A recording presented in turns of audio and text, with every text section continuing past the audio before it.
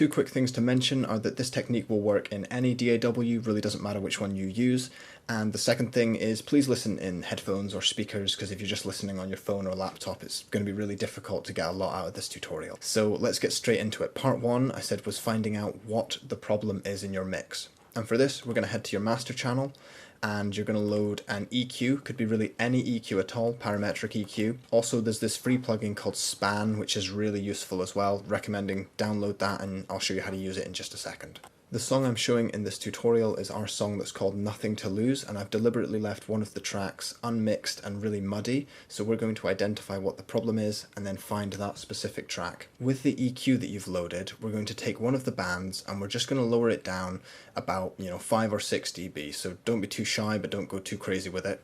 And what we're going to do is, whilst listening to the song with everything together, we're just going to sweep this across the frequency range slowly. And if we find that our problem goes away, which in this case was sort of the muddy frequencies, then we'll know that that's where we should probably focus our attention later with the second part of this technique. So when I play the song, you'll probably be able to identify where the problem is, but using this EQ is just going to help us really hone in on that area. So here we go.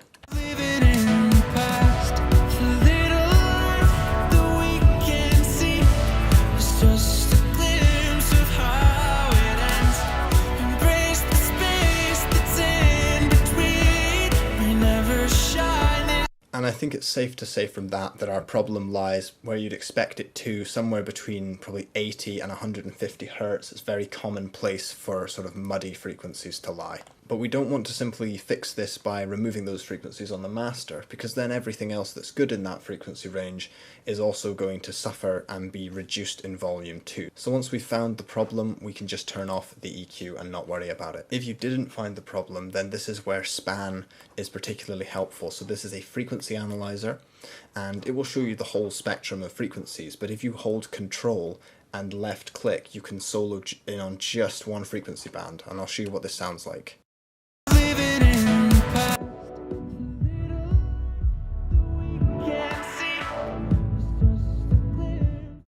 I find that particularly useful. I might well make a tutorial just on how to use Span, because it's very, very helpful, but that will help you figure out what band is sort of too loud or contributing too much to the song.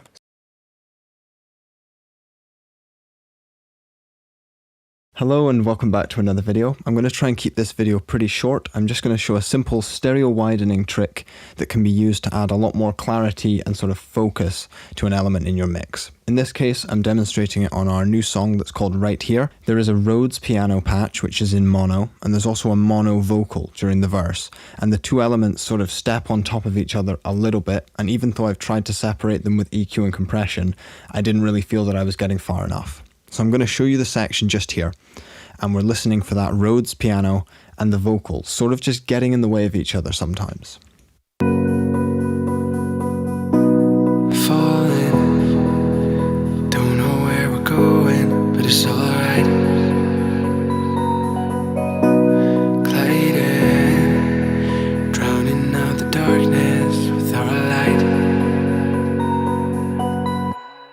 I'm going to quickly turn off the processing on the Rhodes and the vocal, and you'll see that I've tried to separate them out. Falling, don't know where we're going, but it's alright. Gliding. Now this also goes for high frequency boosting. If you want to bring attention, you want to create separation for certain elements, I'm typically doing very aggressive boosting to my vocals in the high end because that's what I want to be sitting in that space. So to go along with that, you're creating that separation, but if we were to get carried away and do these really aggressive boosts to everything just because you want it to sound brighter and more exciting, then you're not going to have that separation. That vocal's not going to sound as exciting because it's fighting with a guitar track or a piano that is just as bright. So again, we're guiding the listener. Which one do you want them to really focus on? And you create separation by having, one element that's going to occupy that high end, have that really aggressive boost. And then the other may be a little bit more dull. Maybe you're cutting some of the low end out of a piano, out of a guitar, out of, maybe the background vocals aren't going to be as bright. So you're going to roll off a lot of high end. You've got to choose which one is going to shine, which one's going to be more of a supporting role. Next up, we're talking about reverb for creating space and separation in your mixes. And there's a lot of stuff to unpack with this as well. But the basic premise is that if you create a bigger reverb space, say longer decay, maybe less of a pre-delay, bigger size, then that's going to give whatever element we have this on the perspective to the listener that it is further back in the mix in terms of the sound stage, right? So if you have a smaller reverb, maybe you have no reverb at all, that's going to give the listener more of a perspective that that's, right in front of them, right? So that's one side of this. But the other side of it is that we can use reverb to actually blend and create some cohesion between different elements. So we give it a sense of space, but it's more of like a vibey space that works together. That's good.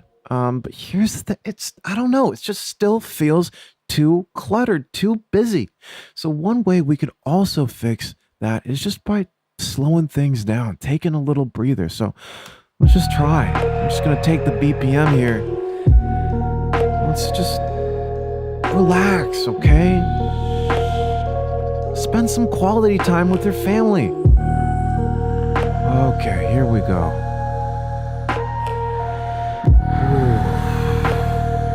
All right. Oh my gosh.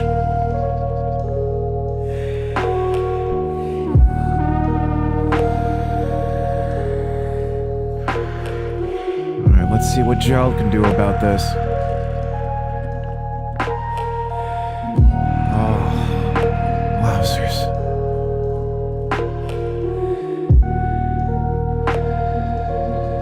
Okay, so that's the kind of space I'm looking for, okay? All the children have their own place. Uncle Joe's having a great time with the small boy in the basement. And we slowed family life down enough so that we can pay attention to the little things, okay? Wowzers.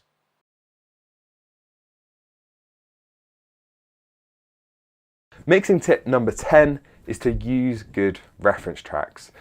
I really can't emphasize the importance of referencing enough. If you use reference tracks, and this is just the act of pulling in a professional mix into your DAW or just checking on Spotify, Google Play, comparing your mix to a professional release so you can see where you're going wrong, what you need to do.